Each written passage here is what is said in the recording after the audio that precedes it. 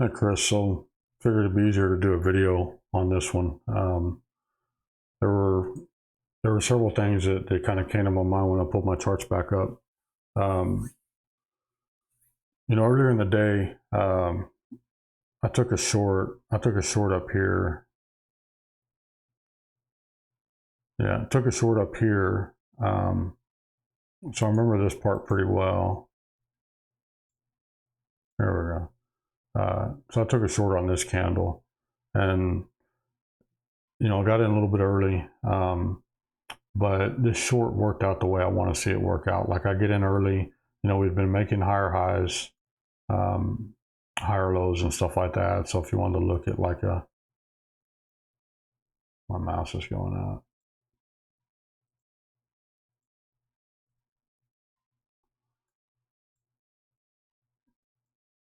So this is kind of what I was looking at is we basically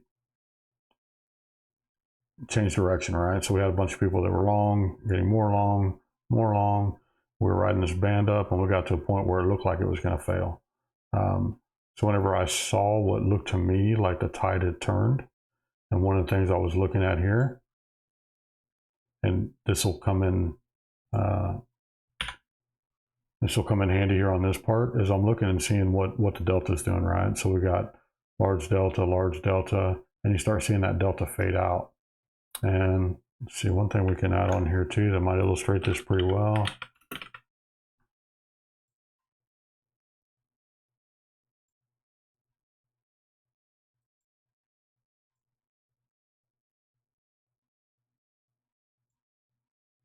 Let's close this one for now. As you can kind of see how the delta, is green. And we're in an uptrend, positive delta, but we're seeing that kind of start to fade out. So I don't want to be long up here. I want to be short, right? So anyway, took that short and it worked out well. At the beginning, I got out too early, but then we started this kind of sideways choppy action that just looked pretty ugly. And so looking at where you entered, I still haven't had any sleep, so I'm pretty tired. So you entered at 91, and it looks like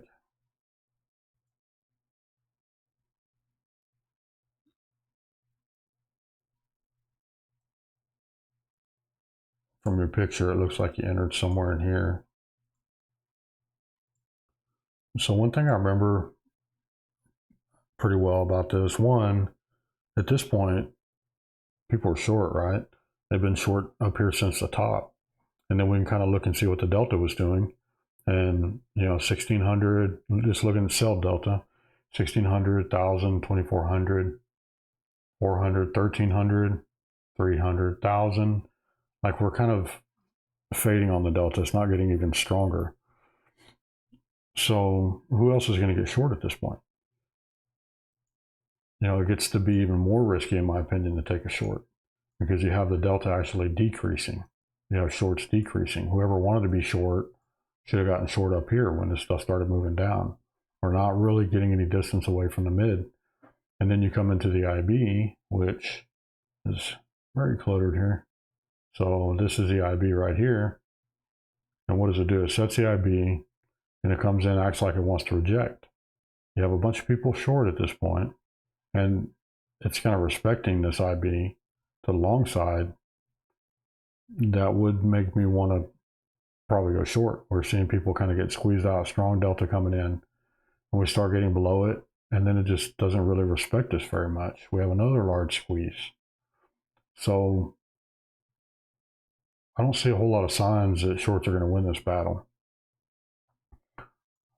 Something else, I look at, I guess we can see it on this one, is the VWAP. And I mean, you can see just from this picture, VWAP is flat, which would suggest more of a mean reversion trade. So delta is decreasing, VWAP is flat, the IB is not getting respected anymore. We're seeing squeezes. I want to be long, and I actually did want to be long. I actually tried a long over here and ended up just scalping out, basically break even on it. But those are the things I look at in this trade that make me not want to be short down here. I'm not sure exactly where you got short, but one other thing that's worth mentioning is we had a program run here. You can see the program pretty clearly by all this mess.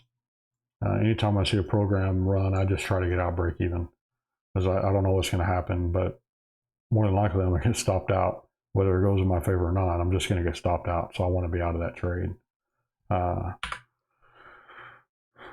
The only other thing I guess I can say about this too that I think is worth mentioning is if you look, like, I want to see movement, and once this kind of nice movement stops here, you got in over here, so I'm just going to drop this channel here.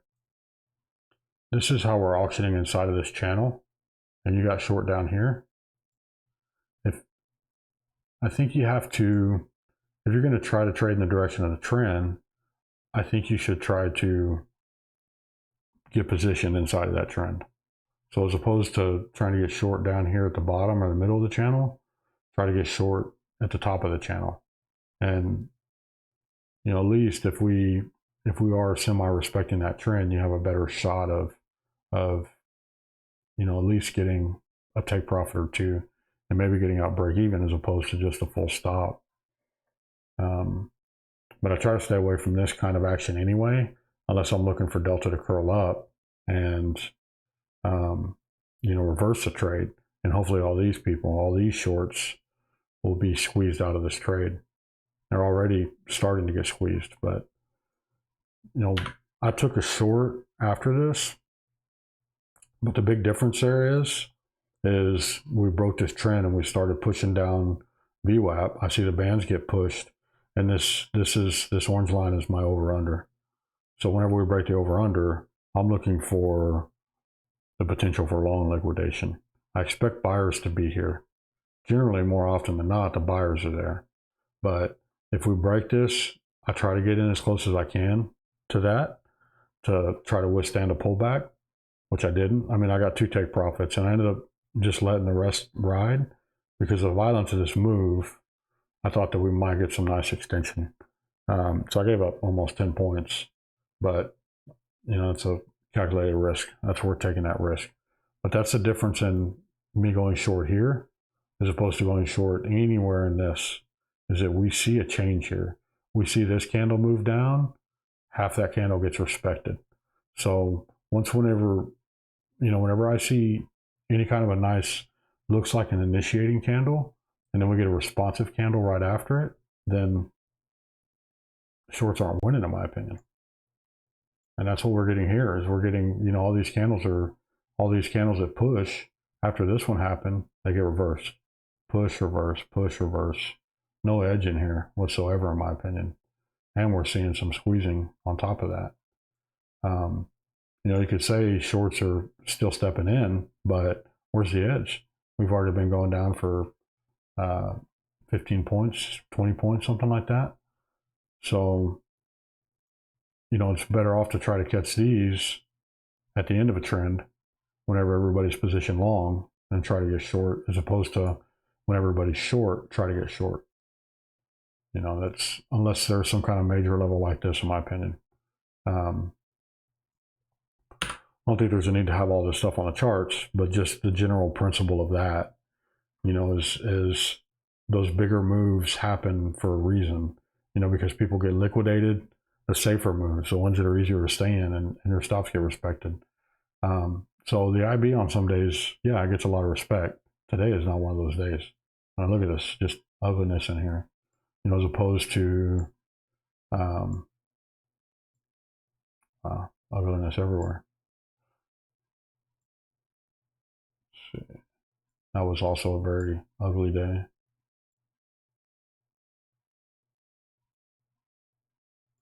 So at least here it gets a little more respect.